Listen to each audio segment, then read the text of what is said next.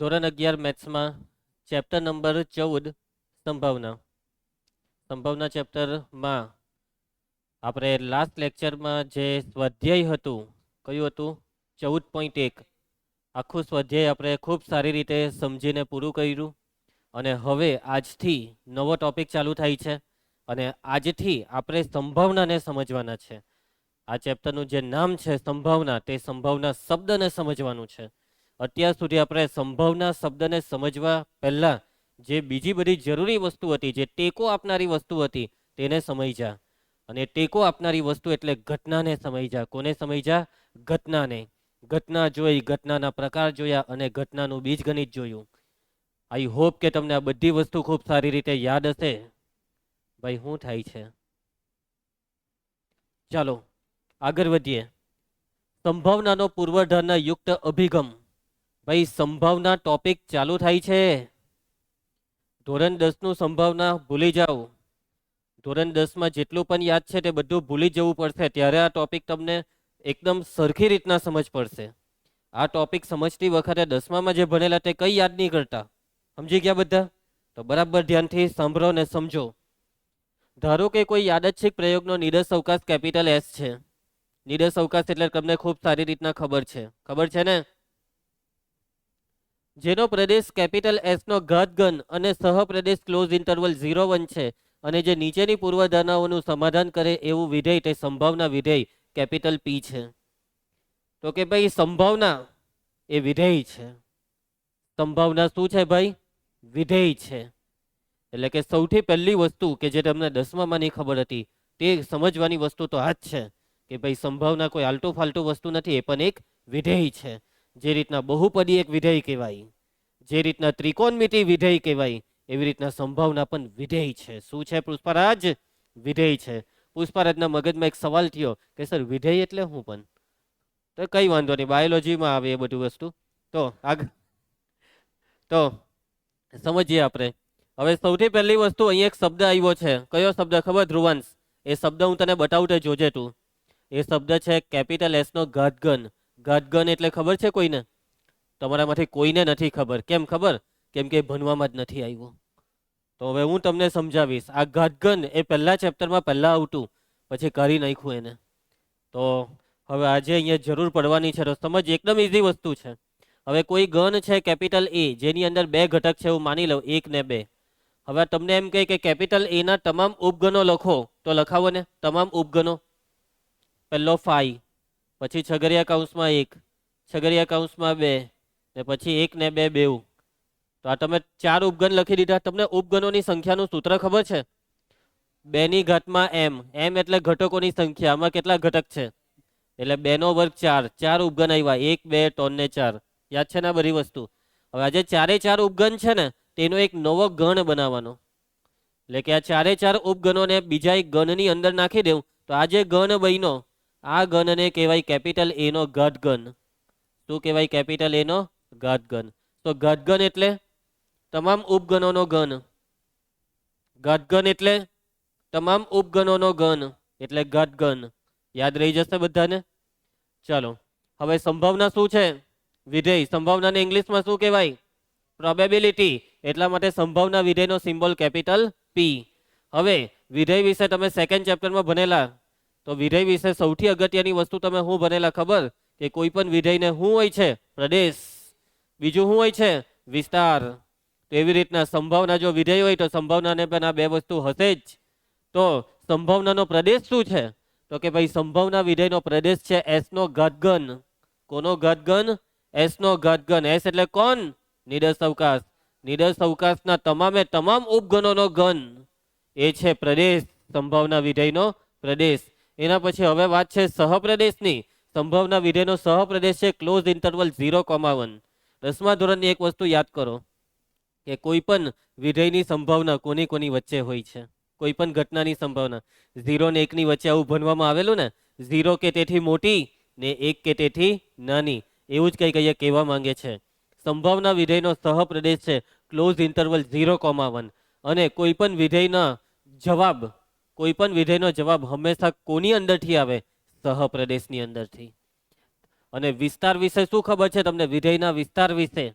વિસ્તાર એટલે પ્રતિબિંબોનો ઘન. પ્રતિબિંબોના ઘન અને વિસ્તાર કેવા યાદ આવે આવું કઈ ધ્રુવાંશ તને?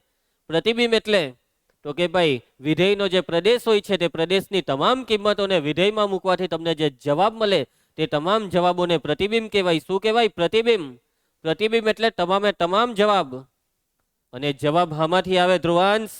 સહપ્રદેશમાંથી. એનો મતલબ કે સંભાવના વિધેયનો જવાબ 0 અને 1 ની વચ્ચે છે. પાકી સમજ પડી જશે? જે નીચેની પૂર્વધારણાઓનું સમાધાન કરે તે વિધેય સંભાવના વિધેય છે. તો હવે અહીંયા 3 પૂર્વધારણા લખેલી છે. જો આ 3 પૂર્વધારણાનું પાલન થાય જાનકી તો જ આ વિધેયને કહેવાય સંભાવના વિધેય. પહેલી પૂર્વધારણા, કોઈ પણ ઘટના કેપિટલ ઈ માટે પી of E greater or equal to 0.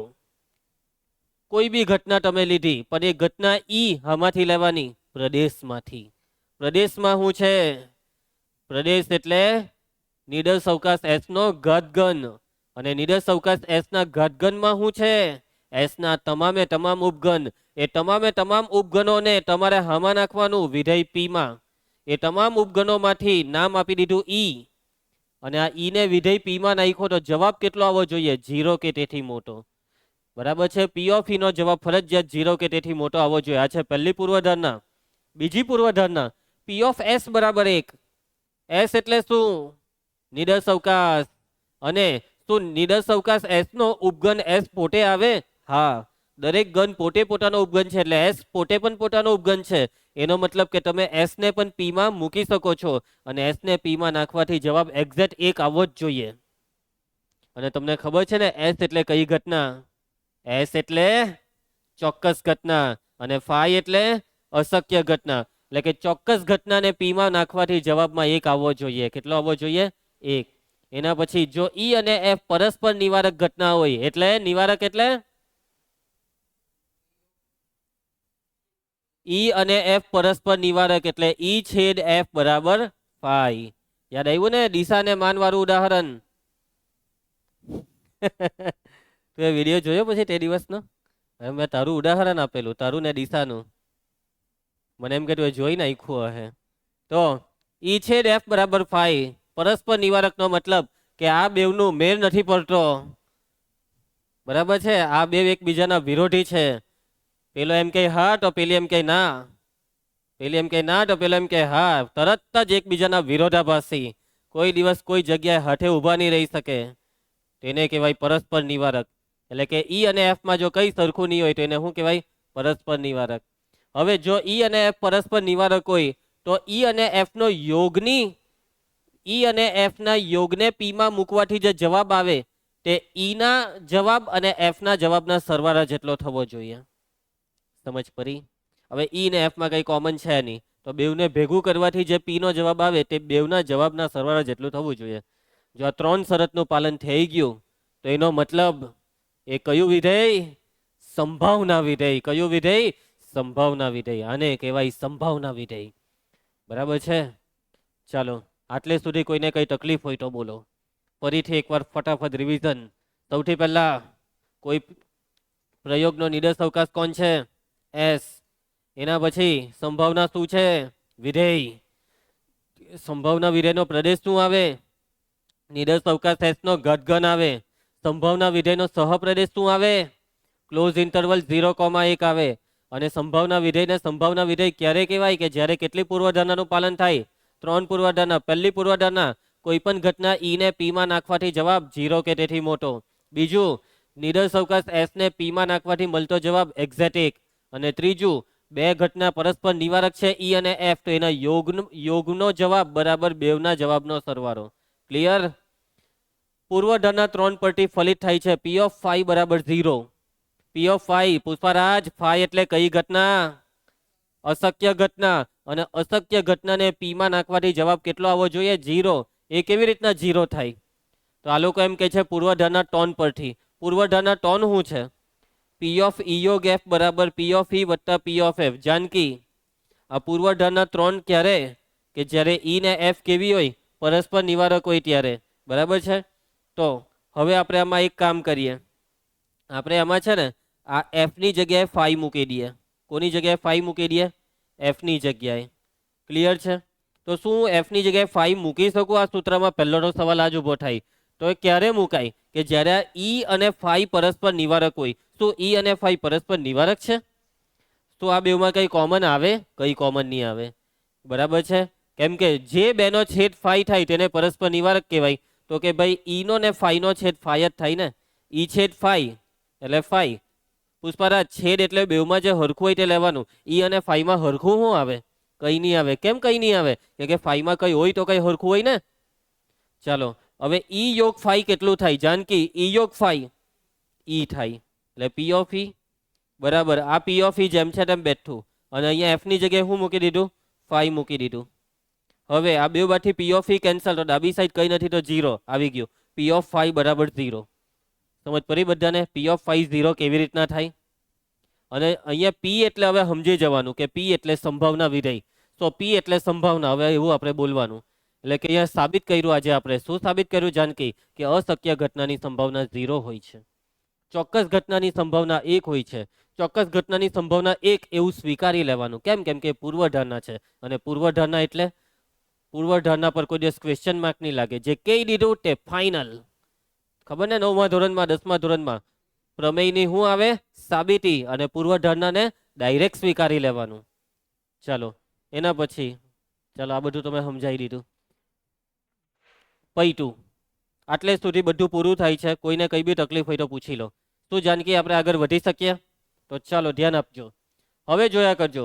Pushparaj, આ શું છે? ડબલ્યુ કે ઓમેગા? Very good. ધારો કે omega 1, omega 2 up to omega N નિડર અવકાશ એસ ના પરિણામ છે. નિડર અવકાશ એસ ના પરિણામ. નિડર અવકાશ એસ ના પરિણામ એટલે નિડર અવકાશ એસ ના ઘટક. નિડર અવકાશ એસ ના ઘટક એટલે નિડર્સ બિંદુ. નિડર્સ બિંદુ. અને નિડર્સ અવકાશ એસ માં કેટલા નિડર્સ બિંદુ છે? n. તો એનો મતલબ કે નિડર્સ અવકાશ એસ ને તમે આવી રીતના લખી શકો છો. s બરાબર છગડીયા કૌંસમાં omega 1, omega 2 up to omega n. Clear છે? ચાલો સંભાવનાની પૂર્વધારણા યુક્ત વ્યાખ્યા ફરી તારણ નીકળે છે. તમે શું અત્યારે થોડીક વાર પહેલા સંભાવનાની પૂર્વધારણા યુક્ત વ્યાખ્યા જોઈ ને? તો એ વ્યાખ્યા પરથી આ બધી વસ્તુની તારણ નીકળે. તો સૌથી પહેલા તમે નિડર્સ અવકાશ એસ માંથી એક ઓમેગા આઈ ને લીધો. કોને લીધો? ઓમેગા આઈ ને. તો એ જે પી ઓફ ઓમેગા આઈ છે તેની સંભાવના, ઓમેગા આઈ ની સંભાવના 0 કે તેથી મોટી અને 1 કે તેથી નાની. કેવી રીતના? કેમ 0 કે તેથી મોટી ને 1 કરતા નાની? કેમ કે આ પૂર્વધારણા એમ કહે છે કે કઈહો મૂકો 0 કે 0 થી મોટું આવશે જ. કઈહો મૂકો 0 કે તેથી મોટું આવશે જ. એના પછી બીજી પૂર્વધારણા શું કહે? ચોક્કસ ઘટનાની સંભાવના કેટલી? 1. તો અહીંયા તમે ઓમેગા આઈ નો મતલબ કે તમે સંભાવનામાં શું મૂક્યું? એક જ ઘટક મૂક્યો. અને જો તમે એક જ ઘટક મૂકો ને તો એનો મતલબ જવાબ 0 કે તેથી મોટો તો આવવાનો જ છે અને નિડર્સ અવકાશ એસ થી નાનો જ આવે. એટલા માટે જવાબ 0 કે તેથી મોટો ને 1 કે તેથી નાનો. સમજ પડી જશે? એટલે શોર્ટમાં આ વાક્ય તમને એવું કહેવા માંગે છે કે કોઈ પણ પરિણામની સંભાવના 0 ને 1 ની વચ્ચે હોય છે. 0 કે તેથી મોટી, 1 કે તેથી નાની. એના પછી આ જુઓ, આ શું છે? P of omega 1 plus P of omega 2 plus up to P of omega N બરાબર 1. એટલે અહીંયા એવું લખેલું છે કે આ તમામે તમામ પરિણામોની સંભાવનાની સરવાળો 1. સૌથી પહેલા આ જે ઓમેગા 1 છે ને, મેં આવું લખું છગડીયા કૌંસમાં ઓમેગા 1. તો આ કઈ ઘટના કહેવાય? આ ઘટનાનો પ્રકાર બોલો. આ ઘટનાનો પ્રકાર બોલો. પ્રાથમિક ઘટના. એક જ પરિણામ ધરાવતી ઘટનાને પ્રાથમિક ઘટના કહેવાય. ધ્રુવાંશ ધ્યાન આપ, ઘરે બેહીને વાંચવાનું કર. જવાબ નથી આવતા. એક જ પરિણામ ધરાવતી ઘટનાને કઈ ઘટના કહેવાય? પ્રાથમિક ઘટના કહેવાય. તો આ છે પ્રાથમિક ઘટના. તો એવી રીતના આમાં નિડર્સ અવકાશ એસ માં કેટલા પરિણામો છે? n પરિણામો. તો નિડર્સ અવકાશ એસ ને ટોટલ કેટલી પ્રાથમિક ઘટના આવે? n પ્રાથમિક ઘટના. અને તમામે તમામ પ્રાથમિક ઘટનાની સંભાવનાનો સરવાળો કેટલો થાય? 1 થાય. આ વસ્તુ તો ભાઈ આપણે 10માં ભણેલા કે ખ્યાલ આવશે બધાને. એના પછી કોઈ પણ ઘટના કેપિટલ એ માટે આ વસ્તુ બરાબર સમજજો. હવે જો તમારે કોઈ પણ ઘટનાની સંભાવના શોધવી હોય ને તેનું આ સૂત્ર છે. આ શાનું સૂત્ર છે? ઘટનાની સંભાવના શોધવાનું સૂત્ર. તો સૌથી પહેલા ઘટના કેપિટલ એ માં સમજો. માની લો કે 3 ઘટક છે, ઓમેગા 1, ઓમેગા 2 ને ઓમેગા 3. તો ઘટના એની સંભાવના પી ઓફ એ કેટલી? તો કે ભાઈ આ 3 ની સંભાવનાના સરવાળા જેટલી. પી of omega 1 plus P of omega 2 plus P of omega 3. સમજ પડી? માની લો કે આમાં 4 ઘટક હોય તો એ 4 ઘટકોની સંભાવના સરવાળા જેટલી. શોર્ટમાં સંભાવના કેવી રીતના શોધાય? સંભાવના શોધવા માટે જાનકી શું કરવાનું? જેટલા બી ઘટક હોય તે તમામ ઘટકની સંભાવના શોધીને સરવાળો કરવાનો. કોને નહીં સમજ પડી ધ્રુવાંશ? આ છેલ્લું સૂત્ર પાક્કું સમજ પડી? માની લો કે ઘટના એમાં 2 પરિણામ હોય તો 2 પરિણામની સંભાવનાનો સરવાળો, ઘટના એમાં 5 પરિણામ હોય તો 5 પરિણામની સંભાવનાનો સરવાળો કરવાનો. ક્લિયર છે? એના પછી હવે બીજી એક વસ્તુ કે સંભાવના વિધેયને કયા સંકેતથી દર્શાવાય? Capital P. આ બધી વસ્તુ હમણાં થોડીક વાર પહેલા ભણ્યા છે, બરાબર ખતરનાક ધ્યાન આપતા. એક સંભાવના વિધેયને કેપિટલ પી વડે દર્શાવાય. હવે આ જે સંભાવના વિધેય છે તેનો પ્રદેશ બોલો. નિદર્શ અવકાશ એસ નો ઘાતઘન. નિદર્શ અવકાશ એસ નો ઘાતઘન. એનો સહપ્રદેશ બોલો 0 થી 1.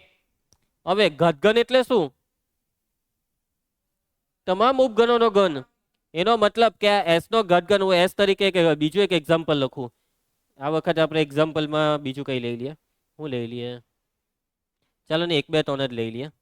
તો એસ નો ઘાતઘન મને લખાવો. એસ નો ઘાતઘન બરાબર પહેલા તો છગડીયા કૌંસમાં અહીંયા 5, પછી 1 2 3. યસ, 1 2 2 3 1 3, પછી યસ આખું 1 2 3 એટલે એસ લખી દઈ તો બી ચાલે. એનો મતલબ કે સંભાવના વિધેયનો પ્રદેશ છે એસ નો ઘાતઘન. તો અહીંયા મેં એસ નો ઘાતઘન લખેલો છે. તો એનો મતલબ કે મારે પી ની અંદર લેવાનું હું, પી ની અંદર લેવાનું હું આમાંથી લેવાનું, એસ ના ઘાતઘનમાંથી લેવાનું. એટલે મેં પી ની અંદર શું લઈ શકું? 5 લઈ શકું. મેં પી ની અંદર શું લઈ શકું? છગડીયા કૌંસમાં 1 લઈ શકું. મેં પી ની અંદર શું લખી શકું? છગડીયા કૌંસમાં 2 તો 9 લખી શકું. તમે હવે એક વસ્તુ જોવો કે અહીંયા લખતી વખતે આપણે એક વસ્તુનો લોચો મારેલો છે. અને લોચો શું મારેલો છે ખબર? જોજો બરાબર એ લોચાને. ω1 એ કોનો ઘટક છે? ω1 એ એસ નો ઘટક છે. માની લો કે એસ માં 3 ઘટક હોય તો આ એસ નો ઘાતઘન શું બને? તો એ એસ નો ઘાતઘન 5, પછી અહીંયા ω1 ω2 ω3 ω1 ω2 આવું બધું આવે ને. તો મારે પી ની અંદર લેવાનું હું? મારે પી ની અંદર આવું લેવાનું ω1. મારે પી ની અંદર આવી રીતના છગડીયા કૌંસમાં ω2 લેવાનો. મારે પી ની અંદર છગડીયા કૌંસમાં ω2 ω3 આવી રીતના આ લખવાની આ પદ્ધતિ છે. પરંતુ આપણે આવી રીતના લખતા છે? આપણે આવી રીતના નથી લખતા. આપણે આને શું લખતા છે ખબર? P of ω1. મતલબ આ છગડીયો કૌંસ નથી પાડતા આપણે. જો એ લોકોએ નથી પાડ્યો અને એ લોકો એમ કહેવા માંગે છે કે ની પાડો તો ચાલે હે, એવું અહીંયા કહે છે. અત્રે નોંધનીય છે કે એકાકી ઘન, કોઈની કાકી નહીં, એકાકી ઘન છગડીયા કૌંસમાં ω ને પ્રાથમિક ઘટના કહેવાય. અને સંકેતની સુવિધા માટે આવું નહીં લખીએ, આવું લખીએ. સંકેતની સુવિધા. ધ્રુવાંશ આ સુવિધા છે. શું છે? સુવિધા. અને આ તમારા માટે સુવિધા છે કે તમારે બધા બહુ વધારે પડતા કાઉન્સ નહીં પાડવા પડે. એટલા માટે આ છગડીયો કાઉન્સ જે અહીંયા છે તે નહીં પાડતા. પણ માત્ર ક્યારે નહીં પાડવાનો કીર્તન? ક્યારે નહીં પાડવાનો? એકાકી ઘન હોય ત્યારે એકાકી. પણ માની લે 2 ઘટક હોય ને તમે એમ કે સર હું આવું લખી દેમ પી ઓફ ω1 ω2 પૈટું, ખોટું, સત્યાનાશ, બરાબર, મેથ્સ કિલર. ત્યારે તમારે આવું લખવાનું. પણ માની લો કે એક જ ઘટક છે ω2 તો ચાલે, તો ચાલે, સાચું. આવું લખો તો બી ચાલે ને આવું લખો તો બી ચાલે. એક ઘટક હોય તો છગડીયા કૌંસ નહીં પાડવાની, છૂટ. ક્લિયર? અન્ડરસ્ટુડ? તો આ 3 પરિણામ યાદ રહી ગયા. પુષ્પરાજ, પહેલું પરિણામ કોઈ પણ ઘટનાની સંભાવના 0 કે તેથી વધુ, 1 કે તેથી ઓછી. બીજું પરિણામ તમામ પ્રાથમિક ઘટનાની સંભાવનાનો સરવાળો 1. ત્રીજું ખૂબ જ અગત્યનું પરિણામ કોઈ પણ ઘટનાની સંભાવના બરાબર તેના તમામ ઘટકોની સંભાવનાનો સરવાળો. ચાલો આગળ વધીએ. હવે આવે છે ઘટનાની સંભાવના. હજી સુધી બી તમે એક વસ્તુ નથી શીખ્યા જાનકી, હું ખબર? અત્યાર સુધી તમે શું શીખ્યા? સંભાવના એટલે શું. હવે તમે શું શીખવાના? સંભાવના શોધાય કેવી રીતના, હે ને? હવે સંભાવના શોધાય કેવી રીતના તેના તરફ ધીમે ધીમે આપણે આગળ વધીએ છીએ. કીર્તે, ઘટનાની સંભાવના. હવે અહીંયા એક ઉદાહરણ દ્વારા આખી ગેમ સમજાવેલી છે, જોયા કરજો. ધ્રુવાંગ એક યંત્ર દ્વારા નિર્મિત પેન પૈકી 3 પેનના પરીક્ષણમાં એમને સારી એટલે કે ખામી રહિત અને ખરાબ એટલે ખામીયુક્તમાં વર્ગીકરણ કરવા માટે લેવામાં આવી. ભાઈ કોઈ યંત્ર છે, આ યંત્ર દ્વારા શું બનાવવામાં આવ્યું છે પુષ્પરાજ? લાલ ચંદન નથી બનાવવાનું, પેન બનાવવાની છે. શું બનાવવાની છે? પેન. હવે કોઈ મશીન છે ભાઈ, મશીનથી પણ ભૂલ થાય એટલે કે કદાચ પેનમાં ખામી આવી શકે. કદાચ પેન હારી બી હોય, કદાચ પેનમાં શું આવી શકે? ખામી આવી શકે.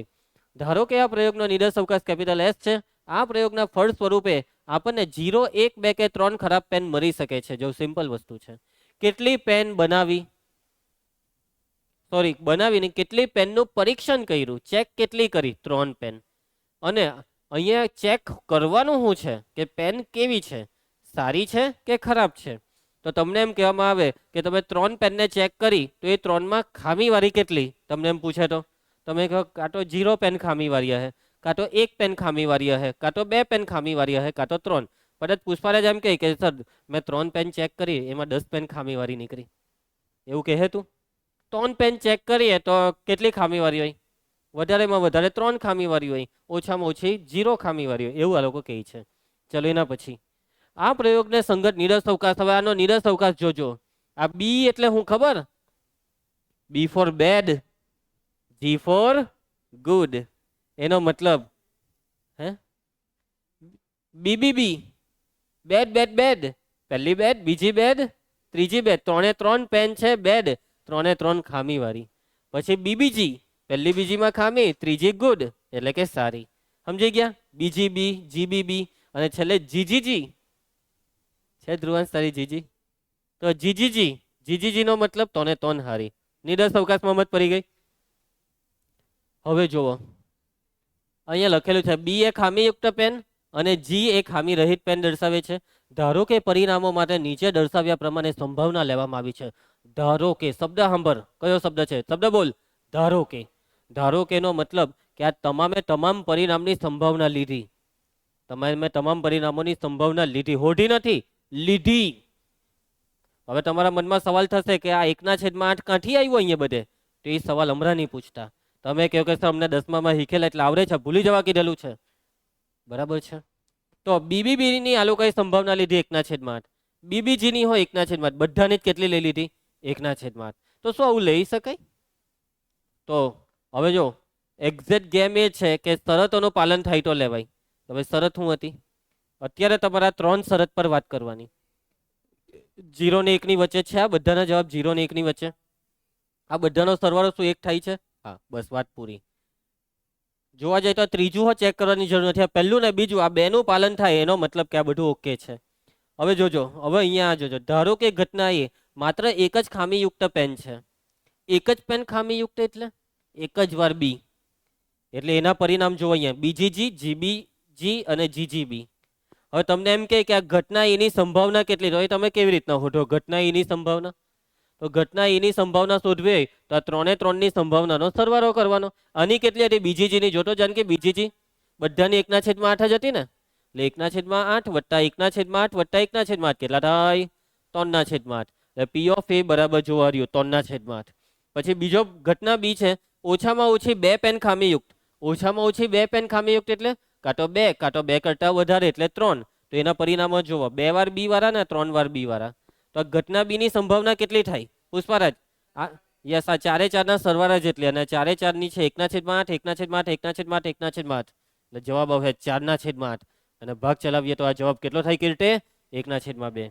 તો જોઈ લેવો પી ઓફ બી ની સંભાવના 1/2 આપેલી છે. આટલે સુધી બધું ક્લિયર છે? એટલે કે સંભાવના સાથે કામ કેવી રીતના કરવાનું તે સમજાવતા છે. એના પછી ચાલો એક અન્ય પ્રયોગ કરીએ. કરવો છે તારે? એક અન્ય પ્રયોગ કરવો છે? ચાલ કરીએ. એક સિક્કાને 2 વાર ઉછાળો. કોઈ દિવસ કોઈ ઉછાર્યો છે એક સિક્કાને 2 વાર? Very good. એક સિક્કાને 2 વાર ઉછાળવાથી જો કેટલા પરિણામ આવે?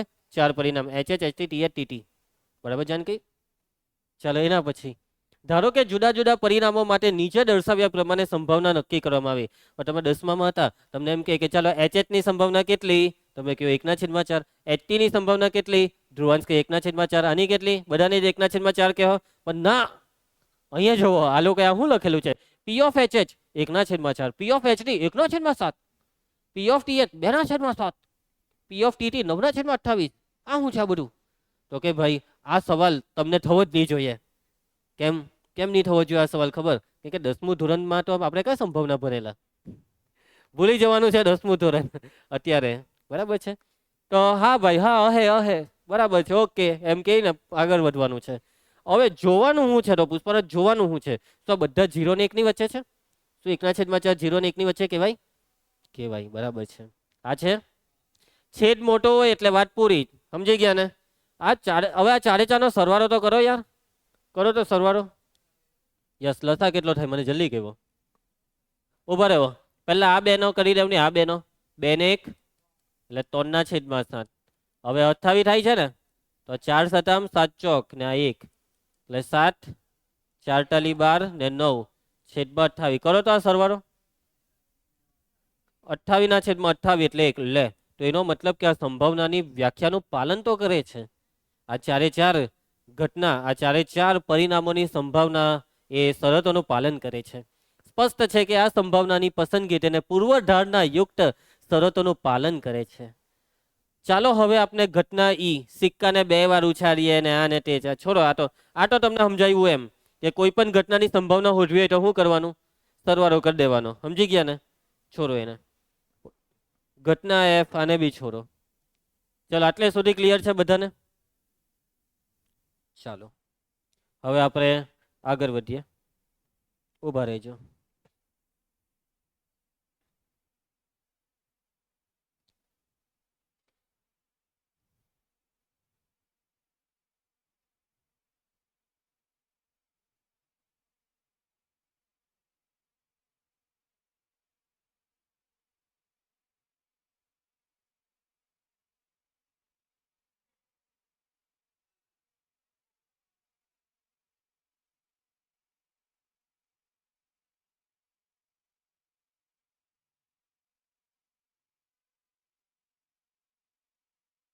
ઓકે, પતી ગયું આ એક્ઝામ્પલ. કઈ વાંધો નહીં, ચાલો છોડો. ચાલો આપણે આગળ વધીએ. એના પછી હવે શું આવે છે તે સમજવાનું છે. આ સૂત્ર પછી આપણે જોઈશું. સૂત્ર જોવા પહેલા બીજી એક વસ્તુ જોઈ લઈએ. ઉભા રહ્યો.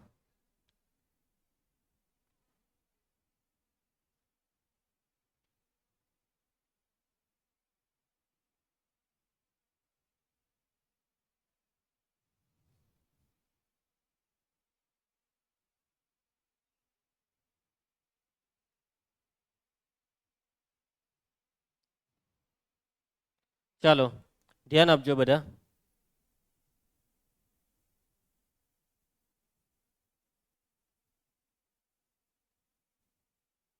રેડી? તો જોયા કરજો હવે. સમસંભાવી પરિણામોની સંભાવના. સમસંભાવી એટલે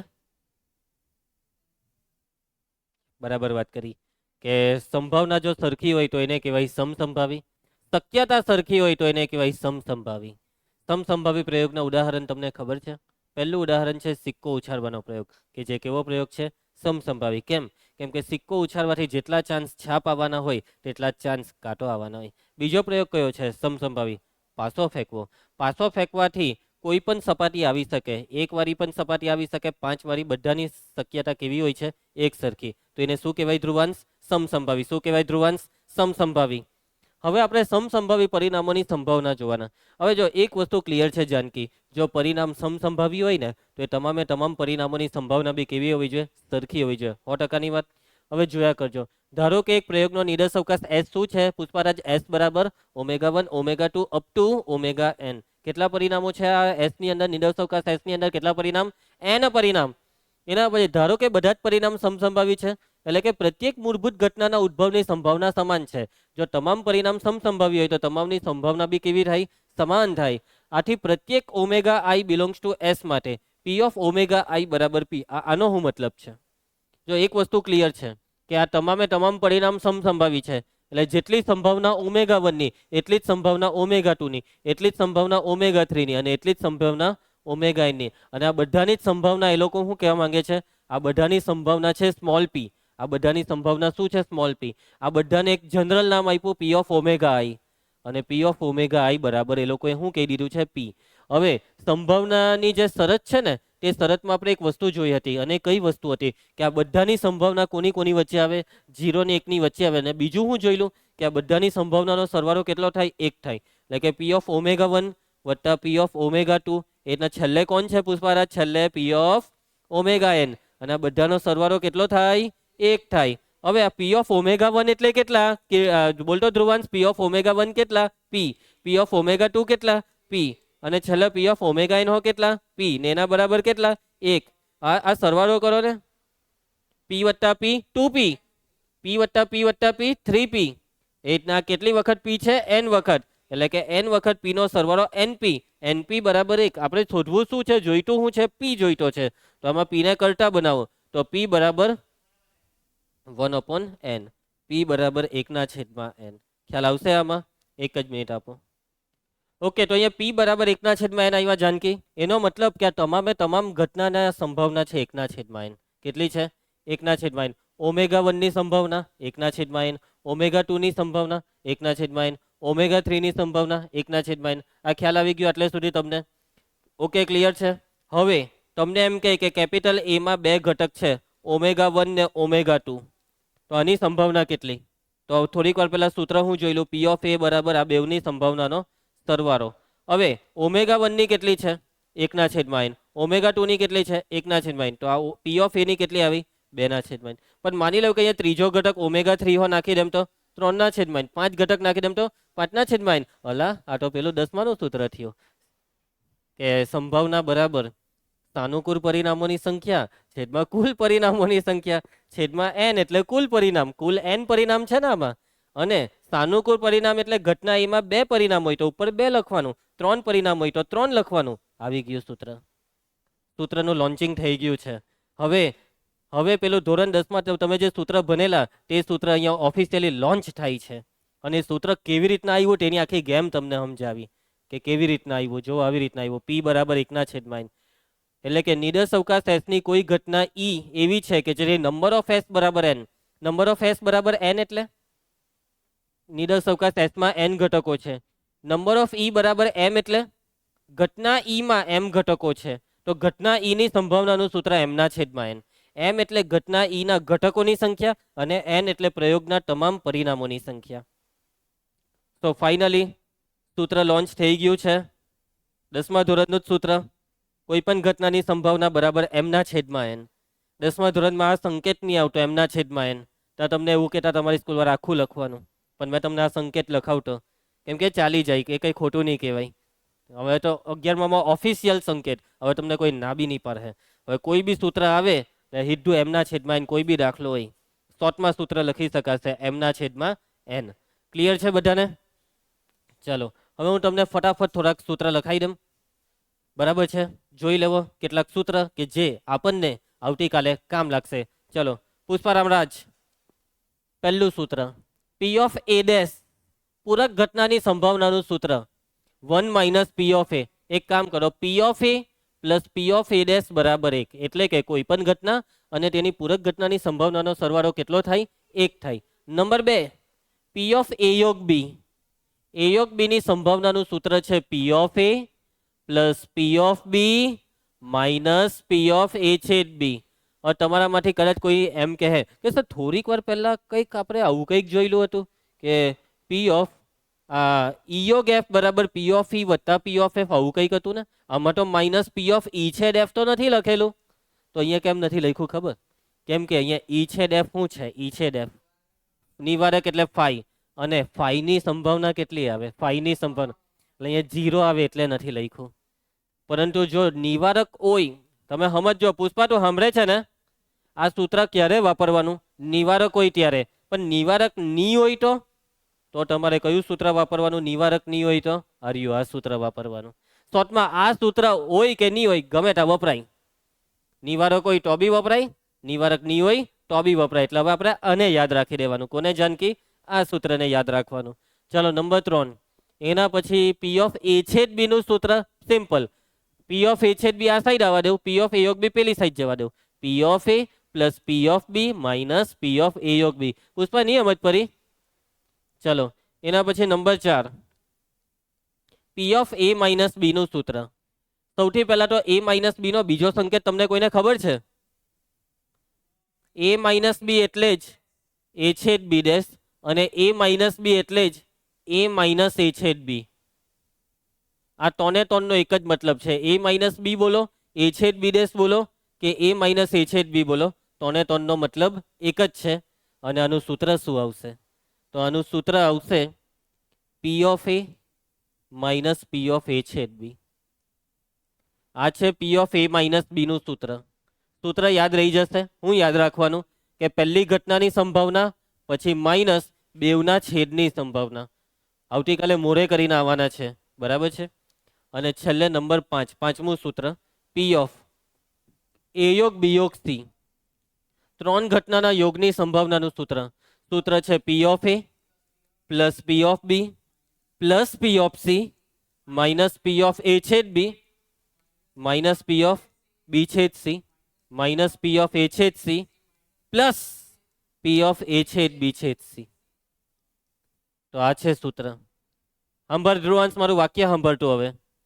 આ સૂત્ર જે છે ને, આ સૂત્રનો બેઠો એક દાખલો છે, અને દાખલામાં શું કરવા કહે ખબર? આ સૂત્રને સાબિત કરવા કહે. શું કરવા કહે કીર્તે? સાબિત કરવા કહે. અને એ દાખલો બરાબર તું એ કીધું, ઉદાહરણનો દાખલો છે. કયો દાખલો છે? ઉદાહરણનો. અને એ દાખલો આપણે જાનકી ક્યારે કરવું ખબર? આવતીકાલે કરવું. કે આજે કરવો છે તારે? કાલે કાલે કાલે બસ. તો મતલબમાં આજે મેં તમને જેટલી બી વસ્તુ ભણાવી તે બધી વસ્તુ આવતીકાલે સારી રીતે સમજીને આવવાની, નોટમાં લખીને આવવાની, બરાબર છે. બધી વસ્તુ સારી રીતના સમજીને અને નોટમાં લખીને આવવાની છે. ક્લિયર છે બધાને? અને સૂત્ર આવતીકાલે બધા મોડે કરીને આવજો.